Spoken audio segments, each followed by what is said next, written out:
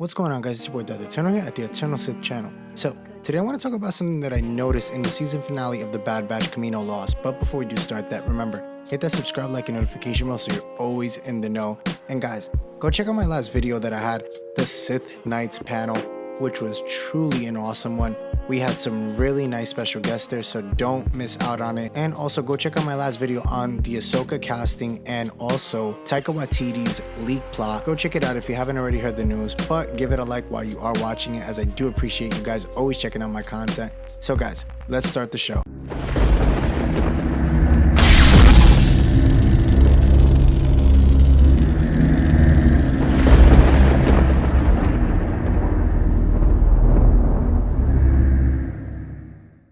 So we did get to notice something at the end of the Bad Batch season finale with Nala Se. We actually got to see Nala Se get obviously abducted by the Empire, right? She did get taken, and obviously we know that she didn't. But my biggest question is like, now that they do have her, we get to see now the full throttle of what the Empire is going to use her for in the whole cloning aspect. And one of the things you think of right away, or at least for me, I think of right away Grandpa Pops, because again, we do know that in the comics and Legends, he used that very, very heavily. And also as well, let's talk about it, guys. We did get to see a little bit of the whole cloning in The Mandalorian as well. Remember, with Dr. Pershing.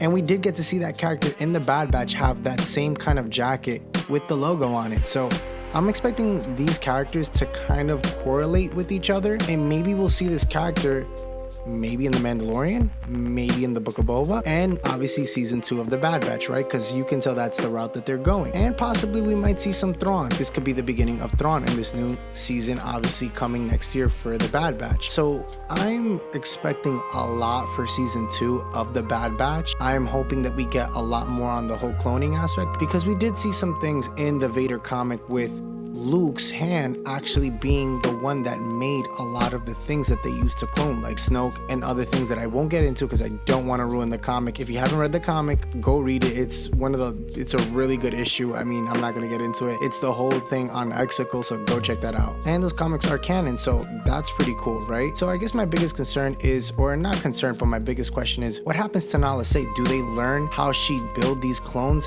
what she did to really perfect them, and then just kind of dispose of her? That's my biggest question, what they're going to use her for going forward. Because again, we do know that Dr. Pershing, and this is in The Mandalorian, is around, has the same attire as the Kaminoans did. So I am really, really waiting to see that. I can't wait to learn more about it, because I think this is all going to tie in together with the Bad Batch season 2, The Mandalorian, and the Book of Boba, and maybe possibly some Obi-Wan-Kenobi, which I can't wait for that. So I hope we do get some more on that. I really want to learn more on this backstory on this whole thing with cloning now. And maybe that's what this push was for the season of the Bad Batch, was to teach us and maybe show us what's to come for the whole cloning facility coming up. Maybe we'll be getting on that planet that we did get to see in the Bad Batch season finale of episode 16. So guys, comment down below, let me know what you thought about this episode and what you're expecting to see going forward. Hit that subscribe, like, and notification bell. Thank you guys for tuning in today. Later.